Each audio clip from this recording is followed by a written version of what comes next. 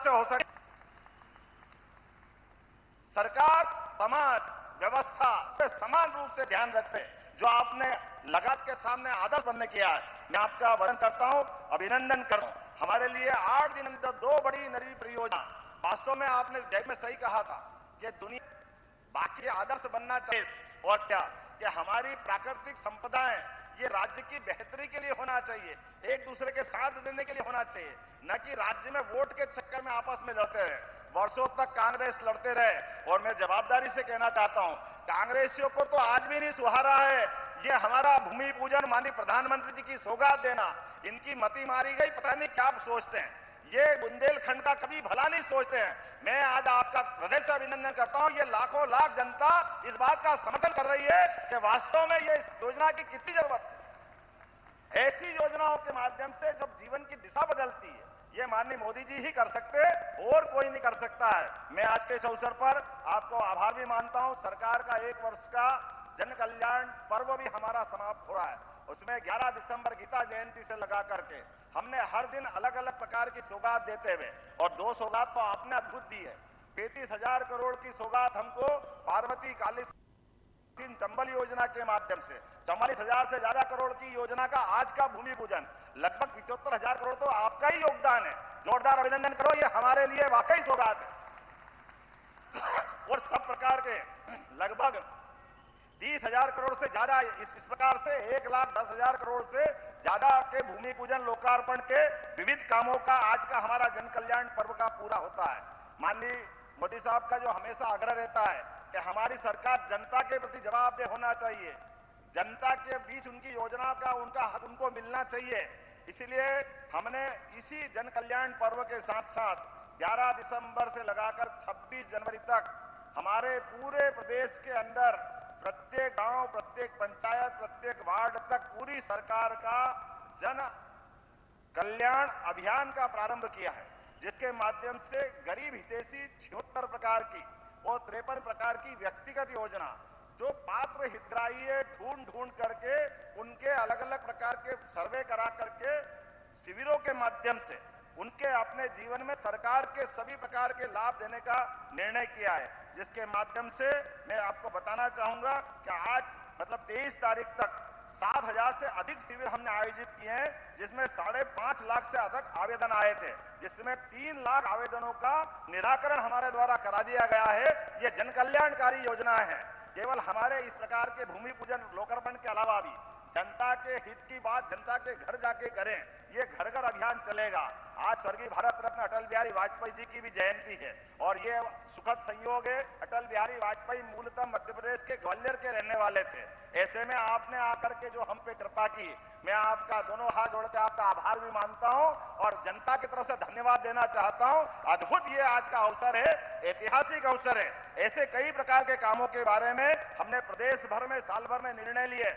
हमारे सभी कुलपति, हमने कुलगुरु के नाते से हमारी सांदीपनी की भगवान कृष्ण की उस परंपरा को स्थापित किया कि गुरु परंपरा करते ही हमारे संस्कार से हम जुड़ते हैं। शासकीय पदों पे 1 लाख से ज्यादा पदों की भर्ती और 5 साल के अंदर 2.5 लाख से ज्यादा पदों की भर्ती हम करने वाले हैं। उच्च शिक्षा के माध्यम से 55 जिलों के पीएम एक्सीलेंस कॉलेज जो 2020 की शिक्षा नीति है, इस आधार पर हमने प्रत्येक जिले में एक पीएम एक्सीलेंस कॉलेज लाने की घोषणा की है, लागू कर दिया है। हमारे छात्र छात्राओं के लिए उनकी उपाधि, उनकी अंक सूची डिजी लॉकर के माध्यम से अब उनको अपनी मार्कशीट, उनकी टीसी लेकर घूमने की जरूरत नहीं। ऐसे बहुत सारे काम करें, लेकिन एक महत्वपूर्ण काम क्या है, हमने 2025 का वर्ष उद्योग वर्ष के नाते से मनाने का निर्णय किया है और अभी 6 रीजनल इंडस्ट्री कॉन्क्लेव हमने संपन्न की। उज्जैन, जबलपुर, ग्वालियर, सागर, रीवा, नर्मदापुरम, जिसमें 2.7 लाख करोड़ और मुंबई, बेंगलोर, कोयंबटूर, कोलकाता में किए गए रोड शो के माध्यम से 1 लाख करोड़ से अधिक के निवेश और भोपाल में आयोजित खनन कॉन्क्लेव में 20,000 करोड़ के और यूके और जर्मनी के माध्यम से 78,000 करोड़ के निवेश के प्रस्ताव, अर्थात संयुक्त रूप से 4 लाख करोड़ के निवेश के प्रस्ताव हमको मिले हैं और 3 लाख से ज्यादा लोगों को निजी क्षेत्र के रोजगार भी मध्य प्रदेश को मिलने वाले हैं, हमारे सभी प्रकार के लोगों के लिए। ऐसे कई प्रकार के काम मैं बता सकता हूं, लेकिन आज समय की कमी है। हम और आप केवल माननीय यशस्वी प्रधानमंत्री का ये जो अनुपम देन है और सुखद संयोग है, आपने यहाँ 3 यात्रा पहले की है खजुराहो में, आप मुख्यमंत्री करके आए थे, आपने यहाँ के कष्ट को समझा था और आप पहली बार खजुराहो की धरती पे आए और पहली बार आकर के हमारे लिए आज होली, दिवाली, सारे त्योहार मनाने का सौगात दे दिया। आज अद्भुत अवसर है, मैं आपका वंदन करता हूं, अभिनंदन करता हूं और हृदय से धन्यवाद भी देता हूं। बहुत बहुत धन्यवाद। भारत माता की जय। बहुत बहुत धन्यवाद माननीय मुख्यमंत्री जी।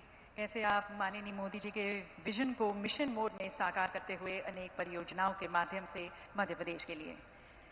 देवी सज्जनों, अटल जी का जीवन एक ऐसा प्रकाश स्तंभ है जो सदैव हमें प्रेरणा देता रहेगा। उनकी 100वीं जयंती के इस पावन अवसर पर अब प्रस्तुत है एक फिल्म जो अटल जी के जीवन के अनमोल पलों, उनकी दूरदर्शी सोच और भारत के प्रति उनके असीम योगदान को संजोए हुए है। ये केवल एक चलचित्र नहीं बल्कि उनके जीवन से जुड़ी प्रेरणाओं का संग्रह है जो हमें प्रेरित करते रहेंगे। तो आइए देखते हैं ये फिल्म जो कि संस्कृति विभाग, भारत सरकार की प्रस्तुति है।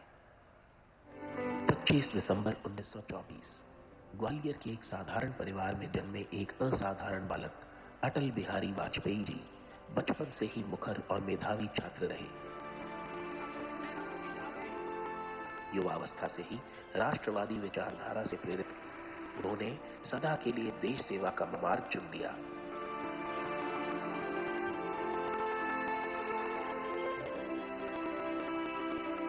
उन्नीस में पहली बार सांसद बने वाजपेयी जी एक कुशल वक्ता और जिम्मेदार नेता थे। 4 दशकों तक विभिन्न राजनैतिक भूमिकाएं निभाने के पश्चात जब वे प्रधानमंत्री पद पर आसीन हुए तो उन्होंने सुशासन को अपनी राजनीति की नींव बनाया।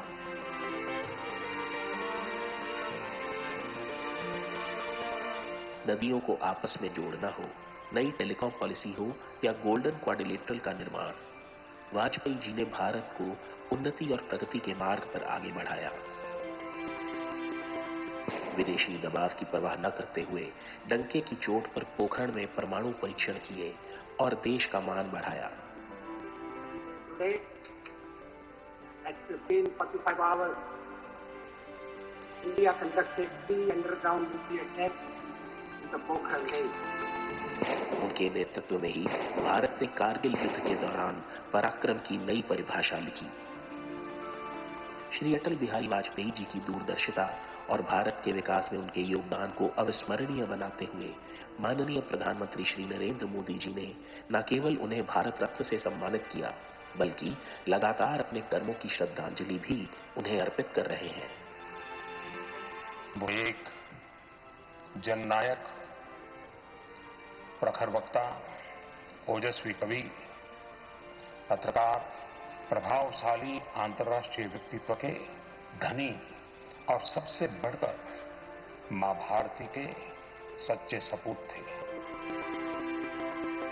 प्रधानमंत्री श्री नरेंद्र मोदी जी ने अटल बिहारी वाजपेयी जी के गुड गवर्नेंस के एजेंडा को निरंतर आगे बढ़ाया है और आज देश अटल जी के जन्म दिवस को गुड गवर्नेंस डे के रूप में मना रहा है। भारत के अमर श्री अटल बिहारी वाजपेयी जी की जन्म शताब्दी पर उन्हें संपूर्ण भारत की ओर से कोटि कोटि नमन।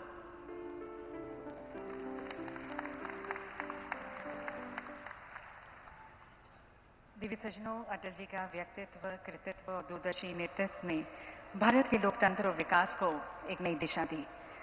अटल जी के प्रति राष्ट्र की अनंत श्रद्धा और सम्मान को समर्पित करते हुए अब उनकी अमिट छवि का स्मरण करते हुए एक स्मारक डाक टिकट और स्मारक सिक्के को जारी किया जाएगा। मैं संस्कृति सचिव भारत सरकार श्री अरुणीश चावला जी को आमंत्रित करते हुए निवेदन करती हूं कि आप माननीय प्रधानमंत्री जी को स्मारक डाक टिकट प्रस्तुत करें जारी करने के लिए।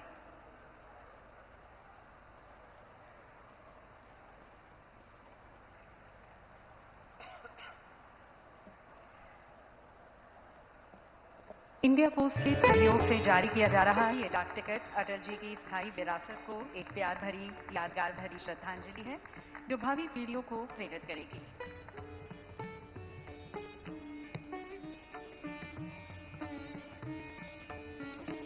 और अब मैं पुनः श्री अरुणीश चावला जी से निवेदन करती हूँ कि आप माननीय प्रधानमंत्री जी को स्मारक सिक्का प्रस्तुत करें।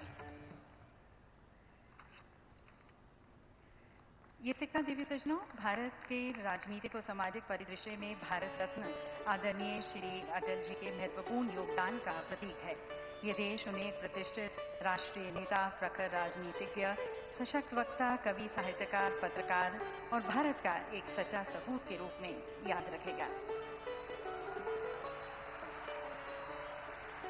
और अब देवी सज्जनों, वे पल जिसका इंतजार आपने वर्षों से किया है, केन और बेतवा नदियों का संगम जो आप सभी की खुशहाली को समर्पित है।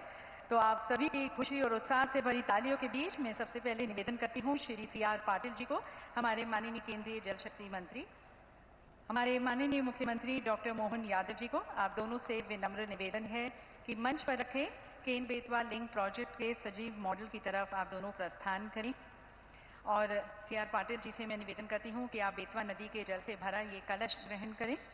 और मुख्यमंत्री जी, आप पवित्र केन नदी के जल से भरा ये कलश ग्रहण करें। और यहाँ पर उपस्थित अपार जन समूह की तालियों के उद्घोष के बीच अब मैं आमंत्रित करती हूँ हमारे माननीय प्रधानमंत्री जी को। उनसे निवेदन करती हूँ कि आप दोनों नदियों केन और बेतवा के जल का प्रतीकात्मक संगम करें। और इसके लिए मैं निवेदन करती हूँ सबसे पहले श्री CR पाटिल जी से कि आप बेतवा नदी के जल से भरा कलश प्रधानमंत्री जी को भेंट करें। और देवी सज्जनों, जैसे कि आप देख रहे हैं माननीय प्रधानमंत्री जी बेतवा नदी के जल का मॉडल में प्रवाहित करते हुए ये कलश देवी सज्जनों समर्पण और सहयोग का प्रतीक है, जिसके माध्यम से परियोजना साकार हो रही है। प्रधानमंत्री जी इस जल को प्रवाहित करते हुए बेतवा नदी के पवित्र जल को, और अब मुख्यमंत्री जी से निवेदन कि माननीय प्रधानमंत्री जी को केन नदी के जल से भरा कलश भेंट करें। और देवी सज्जनों, ये पल केन नदी का जल प्रवाह करते हुए हमारे माननीय प्रधानमंत्री जी और उनके कर कमलों द्वारा इन दोनों नदियों का अति सुंदर और रमणीय संगम, केन और बेतवा नदियों का ये ऐतिहासिक मिलन देवी सज्जनों सदियों तक हमारी साझा समृद्धि और एकता का प्रतीक रहेगा। ये संगम उन लाखों ग्रामीण जनों की आशाओं और आकांक्षाओं का संगम है जो इस परियोजना से लाभान्वित होंगे।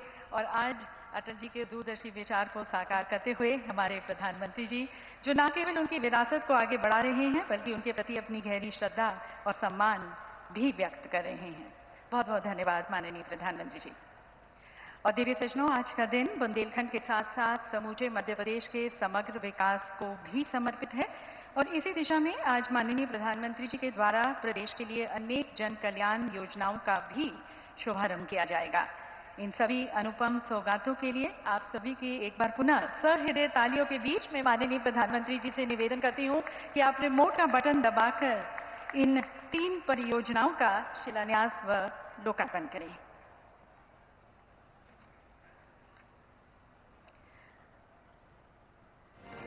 और देवी सज्जनों, केन बेतवा लिंक राष्ट्रीय परियोजना का शिलान्यास बुंदेलखंड क्षेत्र की खुशहाली, हरियाली और समृद्धि को समर्पित प्रधानमंत्री जी के कर कमलों द्वारा। और अब ये दूसरी परियोजना ऊर्जा आत्मनिर्भरता, ग्रीन ऊर्जा के प्रति सरकार के सतत प्रयासों को प्रदर्शित करता हुआ 518 मेगावाट का पुण्य सलीला मां नर्मदा के ऊपर Omkareshwar floating solar power plant का लोकार्पण।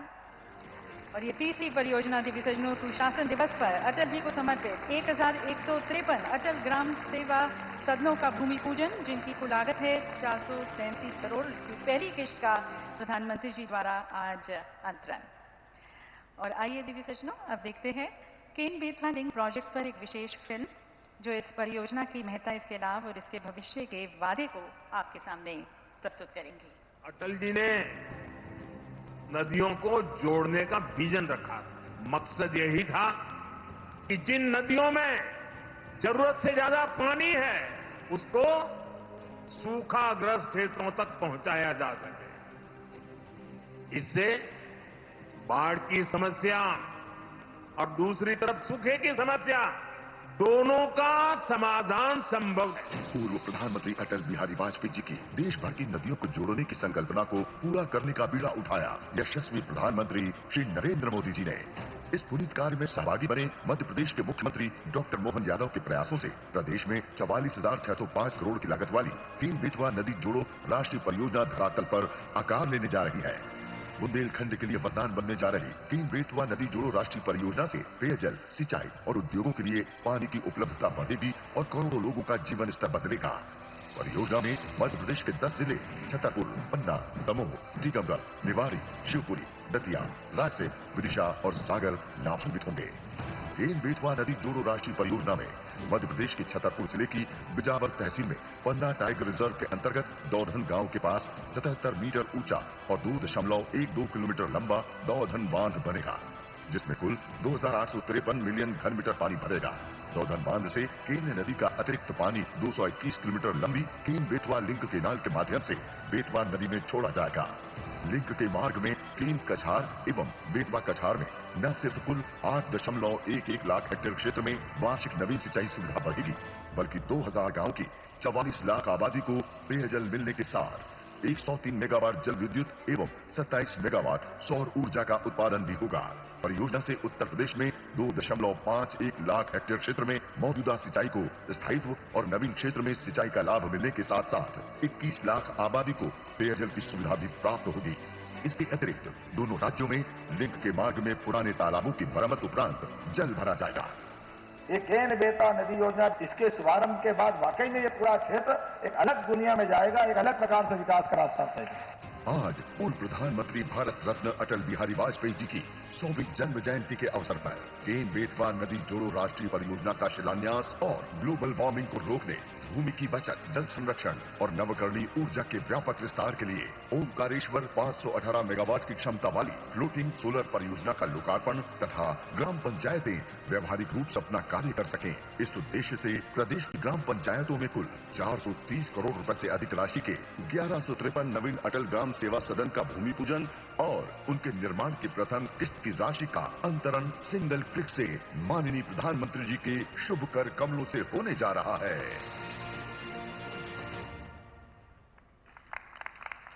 देवी सज्जनों, ये फिल्म दिखाती है कि किस तरह से असंभव संभव हो सकता है यदि दृढ़ निश्चय हो, और इन सभी का श्रेय जाता है हमारे माननीय प्रधानमंत्री जी को। एक बार सभी की तालियों के बीच हम माननीय प्रधानमंत्री जी को धन्यवाद करते हैं इन सभी परियोजनाओं के लिए, हमारे बुंदेलखंड के लिए, हमारे मध्य प्रदेश के लिए। माननीय प्रधानमंत्री जी, देवी सज्जनों, प्रधानमंत्री जी ने हमेशा से सभी को प्रेरित किया है। उनका हर एक शब्द, उनका हर एक विचार हम सभी को प्रेरणा देते हैं, हमारा मार्गदर्शन करते हैं। जब माननीय प्रधानमंत्री जी कहते हैं कि गरीब का सपना मेरा सपना है, तो ये एक जनसेवक की आवाज़ है, जनसेवक का विचार है। और आज भी इन सभी परियोजनाओं को यहाँ पर लॉन्च कर प्रधानमंत्री जी हमारी खुशहाली, हमारी समृद्धि की तरफ प्रयत्नशील हैं। तो एक बार पुनः प्रधानमंत्री जी का धन्यवाद करते हुए उनके विचारों से लाभान्वित करने के लिए मैं प्रधानमंत्री जी से करबद्ध होकर निवेदन करती हूँ कि आप हमें संबोधित करें, अपना आशीर्वाद दें। इन समस्त जनसमूह को आप सभी की तालियों के बीच मैं आदरणीय प्रधानमंत्री जी को आमंत्रित करती हूँ उनके संबोधन के लिए, उनके मार्गदर्शन के लिए। कोटि कोटि धन्यवाद प्रधानमंत्री जी, अपनी कृपा दृष्टि हम सभी पर बनाए रखने के लिए।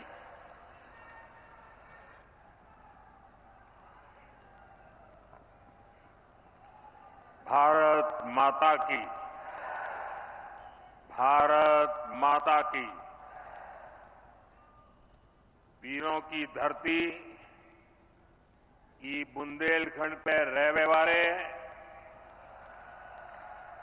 सबई जनन का हमारी तरफ से हाथ जोड़ के राम राम पहुंचे।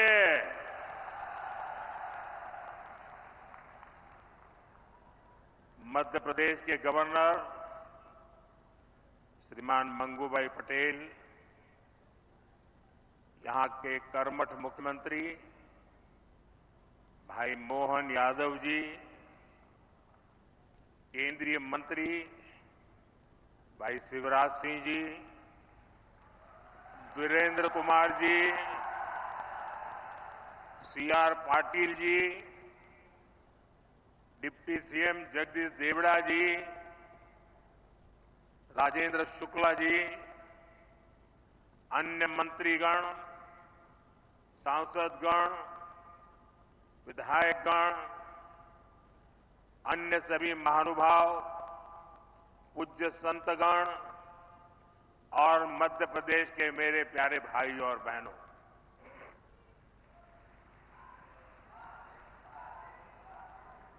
आज पूरे विश्व में क्रिसमस की धूम है। मैं देश और दुनिया भर में उपस्थित ईसाई समुदाय को क्रिसमस की ढेर सारी बधाई देता हूं। मोहन यादव जी के नेतृत्व में बनी भाजपा सरकार का 1 साल पूरा हुआ है। मध्य प्रदेश के लोगों को, भाजपा के कार्यकर्ताओं को मैं बहुत बहुत बधाई देता हूं। इस 1 वर्ष में एमपी में विकास को एक नई गति मिली है। आज भी यहां हजारों करोड़ रुपए की विकास परियोजनाओं की शुरुआत हुई है। आज ऐतिहासिक केन बेतवा लिंक परियोजना का, दौधन बांध का शिलान्यास भी हुआ है। ओमकारेश्वर फ्लोटिंग सोलर प्लांट, उसका भी लोकार्पण हुआ है। और ये मध्य प्रदेश का पहला फ्लोटिंग प्लांट है। मैं इन परियोजनाओं के लिए एमपी के लोगों को ढेर सारी बधाई देता हूं। साथियों, आज हम सभी के लिए बहुत ही प्रेरणादायी दिन है। आज श्रद्धेय अटल जी की जन्म जयंती है। आज भारत रत्न अटल जी के जन्म के 100 साल हो रहे हैं। अटल जी की जयंती का ये पर्व सुशासन की, सुसेवा की हमारी प्रेरणा का भी पर्व है। थोड़ी देर पहले जब मैं अटल जी की स्मृति में डाक टिकट और स्मारक सिक्का जारी कर रहा था, तो अनेक पुरानी बातें मन में चल रही थी। बरसों बरसों तक उन्होंने मुझ जैसे अनेक कार्यकर्ताओं को सिखाया है, संस्कारित किया है। देश के विकास में अटल जी का योगदान हमेशा हमारे स्मृति पटल पर अमिट रहेगा। मध्य प्रदेश में 1100 से अधिक अटल ग्राम सेवा सदन के निर्माण का काम आज से शुरू हो रहा है। इसके लिए पहली किस्त भी जारी की गई है। अटल ग्राम सेवा सदन गांवों के विकास को नई गति देंगे। साथियों, हमारे लिए सुशासन दिवस सिर्फ एक दिन का कार्यक्रम भर नहीं है। गुड गवर्नेंस, सुशासन भाजपा सरकारों की पहचान है। देश की जनता ने लगातार तीसरी बार केंद्र में भाजपा की सरकार बनाई। मध्य प्रदेश में आप सभी लगातार भाजपा को चुन रहे हैं। इसके पीछे सुशासन का भरोसा ही सबसे प्रबल है। और मैं तो जो विद्वान लोग हैं, जो लिखा पट्टी एनालिसिस करने में माहिर है, ऐसे देश के गणमान्य लोगों से आग्रह करूंगा कि जब आजादी के 75 साल हो चुके हैं तो एक बार इवैल्यूएशन किया जाए। 100, 200, विकास के, जनहित के, गुड गवर्नेंस के पैरामीटर निकाले जाएं और फिर जरा हिसाब लगाएं कि कांग्रेस सरकारें जहां होती हैं वहां क्या काम होता है, क्या परिणाम होता है। जहां लेफ्ट ने सरकार चलाई, कम्युनिस्टों ने सरकार चलाई, वहां क्या हुआ। जहां परिवारवादी पार्टियों ने सरकार चलाई, वहां क्या हुआ। जहां मिलीजुली सरकारें चली, वहां क्या हुआ।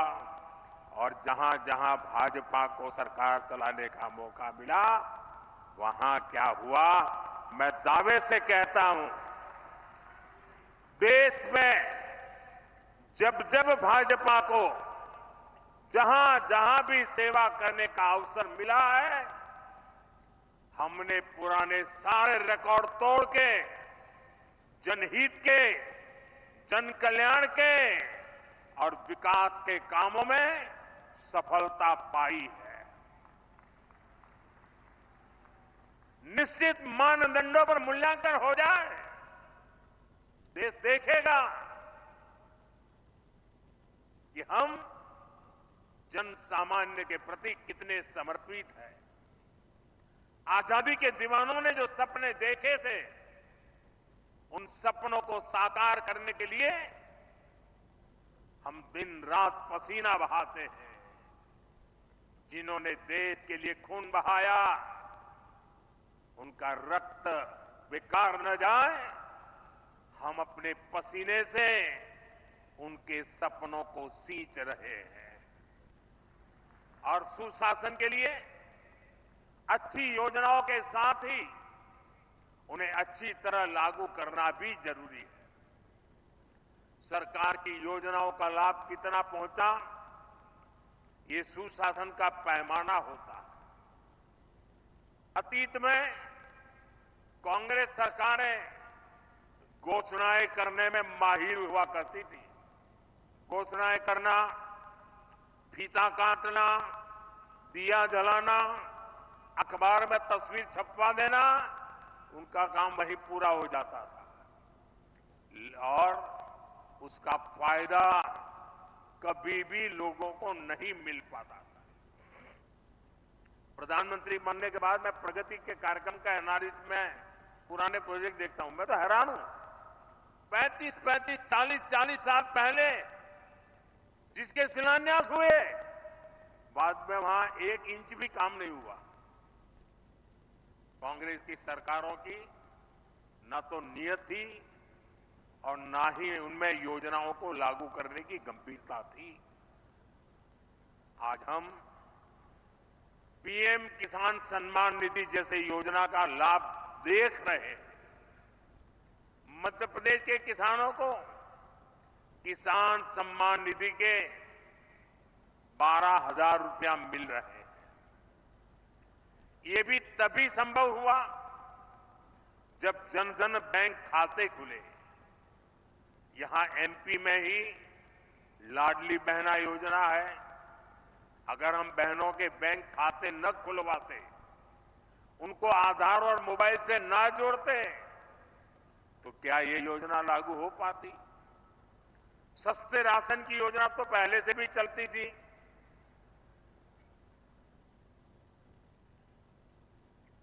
लेकिन गरीब को राशन के लिए भटकना पड़ता था। अब आज देखिए, गरीब को मुफ्त राशन मिल रहा है, पूरी पारदर्शिता से मिल रहा है।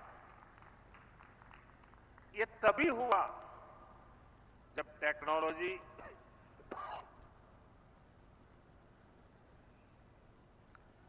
टेक्नोलॉजी लाने के कारण फर्जीवाड़ा बंद हुआ। जब एक देश, एक राशन कार्ड जैसी देशव्यापी सुविधाएं लोगों को मिली। साथियों, सुशासन का मतलब ही यही है कि अपने ही हक के लिए नागरिक को सरकार के सामने हाथ फैलाना न पड़े, सरकारी दफ्तरों के चक्कर न काटने पड़े। और यही तो सैचुरेशन की 100% लाभार्थी को 100% लाभ से जोड़ने की हमारी नीति है। सुशासन का यही मंत्र भाजपा सरकारों को दूसरों से अलग करता है।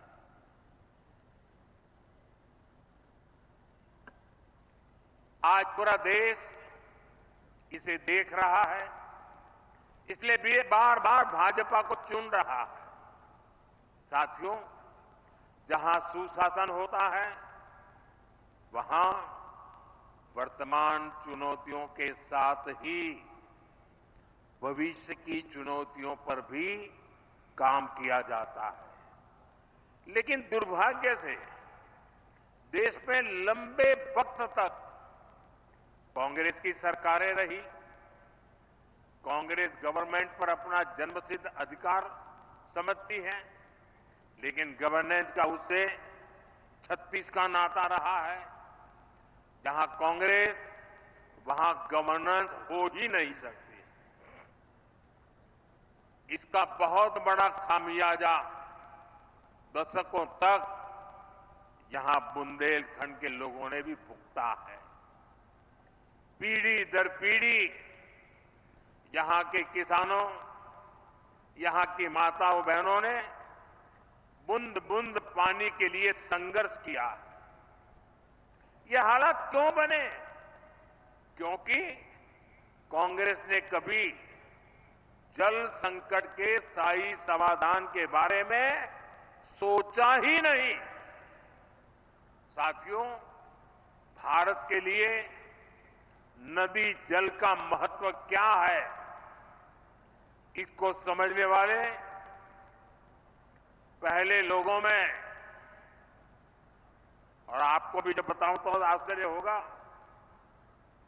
यहां किसी को भी पूछ लीजिए, हिंदुस्तान में किसी को पूछ लीजिए कि देश आजाद होने के बाद सबसे पहले जल शक्ति, पानी का सामर्थ्य, पानी के लिए दूरंदर्शी आयोजन, इसके विषय में किसने सोचा था, किसने काम किया था? यहां मेरे पत्रकार बंधु भी जवाब नहीं दे पाएंगे। क्यों? जो सच्चाई है उसको दबा के रखा गया, उसे छिपा करके रखा गया, और एक ही व्यक्ति को क्रेडिट देने के नशे में सच्चे सेवक को भुला दिया गया। और आज मैं बताता हूं, देश आजाद होने के बाद भारत की जल शक्ति, भारत के जल संसाधन, भारत में पानी के लिए बांधों की रचना, इन सब की दूरदृष्टि किसी एक महापुरुष को क्रेडिट जाती है तो उस महापुरुष का नाम है बाबा साहब आंबेडकर।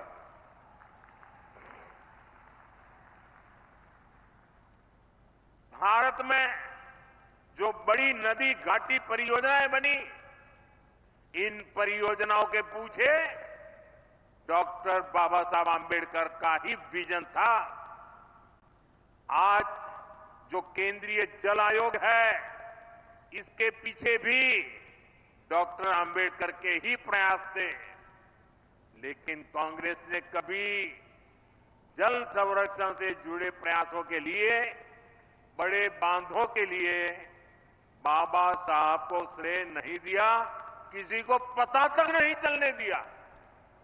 कांग्रेस इसके प्रति कभी भी गंभीर नहीं रही। आज 7 दशक बाद भी देश के अनेक राज्यों के बीच पानी को लेकर कुछ न कुछ विवाद है। जब पंचायत से पार्लियामेंट तक कांग्रेस का ही शासन था, तब ये विवाद आसानी से सुलझ सकते थे। लेकिन कांग्रेस की नीयत खराब थी, इसलिए उसने कभी भी ठोस प्रयास नहीं किए। साथियों, जब देश में अटल जी की सरकार बनी तो उन्होंने पानी से जुड़ी चुनौतियों को हल करने के लिए गंभीरता से काम शुरू किया था। लेकिन 2004 के बाद उनके प्रयासों को भी जैसी अटल जी की सरकार गई, वो सारी योजनाएं, सारे सपने ये कांग्रेस वालों ने आते ही ठंडे बस्ते में डाल दिया। आज हमारी सरकार देश भर में नदियों को जोड़ने के अभियान को गति दे रही है। केन बेतवा लिंक प्रोजेक्ट का सपना भी अब साकार होने वाला है। केन बेतवा लिंक प्रोजेक्ट से बुंदेलखंड क्षेत्र में समृद्धि और खुशहाली के नए द्वार खुलेंगे। छतरपुर, टीकमगढ़, निवाड़ी, पन्ना, दमोह और सागर सहित मध्य प्रदेश के 10 जिलों को सिंचाई सुविधा का लाभ मिलेगा। अभी मैं मंच पे आ रहा था, मुझे यहां के अलग अलग जिलों के किसानों से मिलने का मौका मिला। मैं उनकी खुशी देख रहा था, उनके चेहरों पे आनंद देख रहा था। उनको लगता था कि हमारी आने वाली पीढ़ियों का जीवन बन गया। साथियों, उत्तर प्रदेश में जो बुंदेलखंड का हिस्सा है, उसके भी बांदा, महोबा, ललितपुर और झांसी जिलों को फायदा होने वाला है। साथियों, मध्य प्रदेश देश का पहला राज्य बना है जहां नदियों को जोड़ने के महाअभियान के तहत 2 परियोजनाएं शुरू हो गई है। कुछ दिन पहले ही मैं राजस्थान में था, मोहन जी ने उसका विस्तार से वर्णन किया। वहां पार्वती, काली सिंह, चंबल और केन बेतवा लिंक परियोजनाओं के माध्यम से कई नदियों का जुड़ना तय हुआ है। इस समझौते का बड़ा लाभ मध्य प्रदेश को भी होने जा रहा है। साथियों, 21वीं सदी की सबसे बड़ी चुनौतियों में से एक है जल सुरक्षा। 21वीं सदी में वही देश आगे बढ़ पाएगा,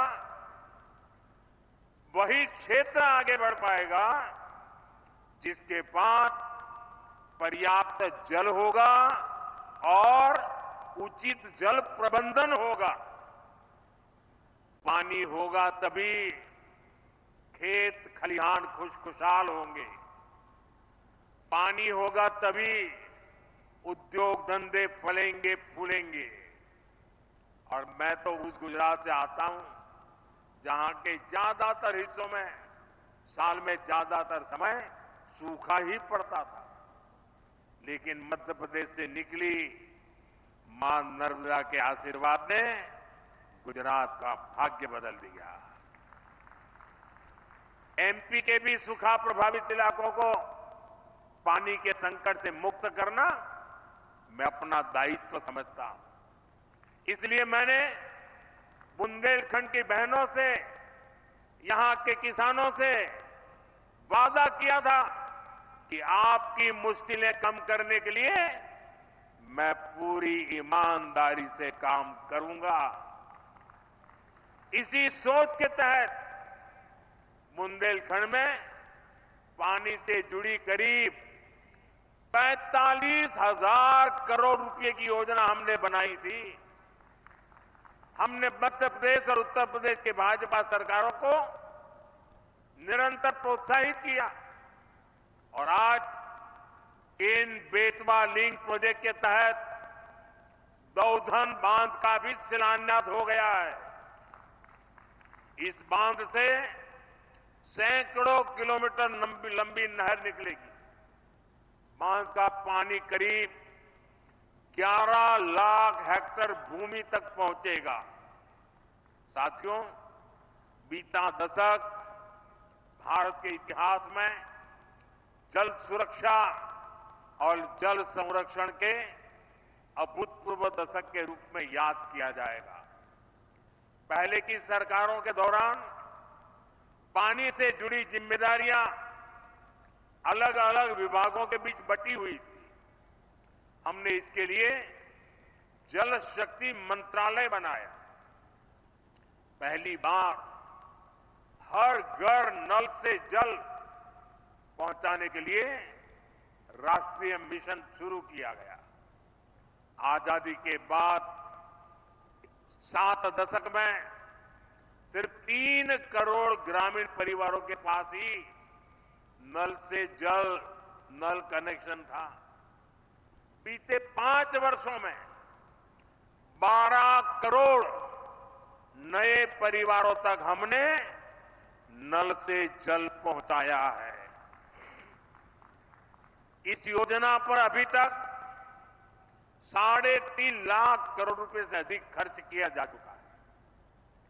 जल जीवन मिशन का एक और पक्ष है जिसकी उतनी चर्चा नहीं होती, वो है पानी की गुणवत्ता की जांच। पीने के पानी को टेस्ट करने के लिए देश भर में 2100 वाटर क्वालिटी लैब बनाई गई है। पानी को टेस्ट करने के लिए गांवों में 25 लाख महिलाओं को ट्रेन किया गया है। इससे देश के हजारों गांव जहरीला पानी पीने की मजबूरी से मुक्त हो चुके हैं।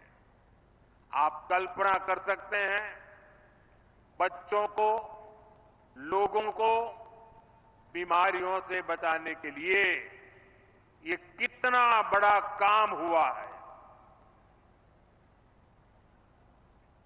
साथियों, 2014 से पहले देश में ऐसी 100 के करीब बड़ी सिंचाई परियोजनाएं थी जो कई दशकों से अधूरी पड़ी हुई थी। हम हजारों करोड़ रुपए खर्च करके इन पुरानी सिंचाई परियोजनाओं को पूरा करवा रहे हैं। हम सिंचाई के आधुनिक तौर तरीकों का भी उपयोग बढ़ा रहे हैं। पिछले 10 साल में करीब करीब 1 करोड़ हेक्टेयर भूमि को माइक्रो इरिगेशन की सुविधा से जोड़ा गया है। मध्य प्रदेश में भी पिछले 10 साल में करीब 5 लाख हेक्टेयर भूमि माइक्रो इरिगेशन से जुड़ी है। बूंद बूंद पानी का सदुपयोग हो, इसे लेकर लगातार काम हो रहा है। आजादी के 75 वर्ष पूरे होने पर हर जिले में 75 अमृत सरोवर बनाने का अभियान भी चलाया गया। इसके तहत देश भर में 60,000 से ज्यादा अमृत सरोवर बनाए गए। हमने देश भर में जल शक्ति अभियान कैच द रेन भी शुरू किया है। आज देश भर में 3 लाख से अधिक रिचार्ज वेल बन रहे हैं और बड़ी बात यह कि इन अभियानों का नेतृत्व जनता जनार्दन खुद कर रही है। शहर हो या गांव, हर क्षेत्र के लोग इनमें बढ़ चढ़कर हिस्सा ले रहे हैं। मध्य प्रदेश सहित देश के जिन राज्यों में भूजल स्तर सबसे कम था, वहां अटल भूजल योजना चलाई जा रही है। साथियों, हमारा मध्य प्रदेश टूरिज्म के मामले में हमेशा से अव्वल रहा है और मैं खजुराहो आया हूं और पर्यटन की चर्चा ना करूं, ऐसा भला हो सकता है क्या? पर्यटन एक ऐसा सेक्टर है जो युवाओं को रोजगार भी देता है और देश की अर्थव्यवस्था को भी ताकत देता है। अब जब भारत दुनिया की तीसरी बड़ी आर्थिक शक्ति बनने जा रहा है, तो दुनिया में भारत को लेकर जिज्ञासा बढ़ी है। आज दुनिया भारत को जानना चाहती है, समझना चाहती है। इसका बहुत अधिक फायदा मध्य प्रदेश को होने वाला है। हाल में एक अमेरिकी अखबार में एक रिपोर्ट छपी है, हो सकता है मध्य प्रदेश के अखबारों में भी अब वो नजर आई हो। अमेरिका के उस अखबार में छपी खबर में लिखा गया है कि मध्य प्रदेश को दुनिया के 10 सबसे आकर्षक टूरिस्ट डेस्टिनेशन में से एक बताया गया है। दुनिया के टॉप 10 में एक मेरा मध्य प्रदेश। मुझे बताइए, हर मध्य प्रदेश वासी को खुशी होगी कि नहीं होगी? आपका गौरव बढ़ेगा कि नहीं बढ़ेगा? आपका सम्मान बढ़ेगा कि नहीं बढ़ेगा? आपके यहां टूरिज्म बढ़ेगा कि नहीं बढ़ेगा? गरीब से गरीब को रोजगार मिलेगा कि नहीं मिलेगा? साथियों, केंद्र सरकार भी लगातार प्रयास कर रही है कि देश और विदेश के सभी पर्यटकों के लिए सुविधाएं बढ़े, यहां आना जाना आसान हो। विदेशी पर्यटकों के लिए हमने ई वीजा जैसी योजना बनाई है। भारत में जो हेरिटेज और वाइल्ड लाइफ टूरिज्म है, उसको विस्तार दिया जा रहा है। यहां मध्य प्रदेश में तो इसके लिए अभूतपूर्व संभावनाएं हैं। खजुराहो के इस क्षेत्र में ही देखिए, यहां इतिहास की, आस्था की अमूल्य धरोहरें हैं। कंचनरिया महादेव, लक्ष्मण मंदिर, 64 योगिनी मंदिर, अनेक आस्था स्थल है। भारत के पर्यटन का प्रचार करने के लिए हमने देश भर में G20 की बैठकें रखी थी। एक बैठक यहां खजुराहो में भी हुई थी। इसके लिए खजुराहो में एक अत्याधुनिक अंतर्राष्ट्रीय सम्मेलन केंद्र भी बनाया गया। साथियों, केंद्र सरकार की स्वदेश दर्शन योजना के तहत मध्य प्रदेश को सैकड़ों करोड़ रुपए दिए गए हैं ताकि यहां इको टूरिज्म सुविधाओं का, पर्यटकों के लिए नई सुविधाओं का निर्माण हो सके। आज सांची और अन्य बौद्ध स्तंभों को बौद्ध सर्किट से जोड़ा जा रहा है। गांधी सागर, ओमकारेश्वर डैम, इंदिरा सागर डैम, भेड़ा घाट, बाणसागर डैम, ये इको सर्किट का हिस्सा है। खजुराहो, ग्वालियर, ओरछा, चंदेरी, मांडू ऐसे स्थलों को हेरिटेज सर्किट के रूप में कनेक्ट किया जा रहा है। पन्ना नेशनल पार्क को भी वाइल्ड लाइफ सर्किट से जोड़ा गया है। बीते वर्ष तो पन्ना टाइगर रिजर्व में ही करीब 2.5 लाख पर्यटक आए हैं। मुझे खुशी है कि यहां जो लिंक नहर बनाई जाएगी, उसमें पन्ना टाइगर रिजर्व के जीवों का भी ध्यान रखा गया है। साथियों, पर्यटन बढ़ाने के ये सारे प्रयास स्थानीय अर्थव्यवस्था को बड़ी ताकत देते हैं। जो पर्यटक आते हैं, वे भी यहां का सामान खरीदते हैं। यहां ऑटो टैक्सी से लेकर होटल, ढाबे, होम स्टे, गेस्ट हाउस सभी को फायदा पहुंचता है। इससे किसान को भी बहुत फायदा होता है, क्योंकि दूध, दही से लेकर फल, सब्जी तक हर चीज के उन्हें अच्छे दाम मिलते हैं। साथियों, बीते 2 दशकों में मध्य प्रदेश ने अनेक पैमानों में शानदार काम किया। आने वाले दशकों में मध्य प्रदेश देश की टॉप इकोनॉमीज में से एक होगा। इसमें बुंदेलखंड की बहुत बड़ी भूमिका होगी। विकसित भारत के लिए विकसित मध्य प्रदेश बनाने में बुंदेलखंड का रोल अहम होगा। मैं आप सभी को भरोसा देता हूं, डबल इंजन की सरकार इसके लिए ईमानदारी से प्रयास करती रहेगी। एक बार फिर आप सभी को ढेर सारी शुभकामनाएं।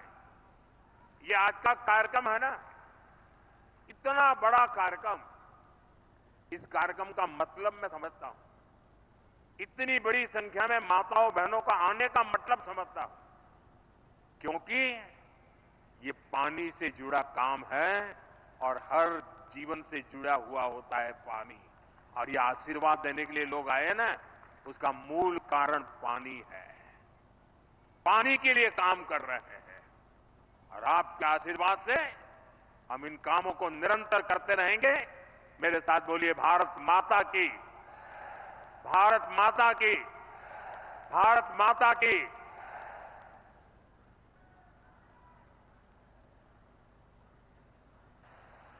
बहुत बहुत धन्यवाद माननीय प्रधानमंत्री जी। मध्य प्रदेश को, इस देश को ऊर्जा, प्रेरणा और आशीर्वाद देने के लिए, और अभी तो आपके नेतृत्व में ये देश अभी और बढ़ेगा और खिलेगा और महकेगा। आपके संबोधन ने न केवल हमें प्रेरित किया बल्कि हमें ये विश्वास भी दिलाया कि बुंदेलखंड, मध्य प्रदेश और ये पूरा देश अब एक नई दिशा में आगे बढ़ेगा। आज का दिन देवी सजनों, ये शुभ दिन इतिहास के पन्नों में स्वर्ण अक्षरों में लिखा जाएगा और ये सभी परियोजनाएं इन क्षेत्रों की उन्नति का आधार बनेंगी। माननीय प्रधानमंत्री जी का बहुत बहुत धन्यवाद। देवी सजनों, It all begins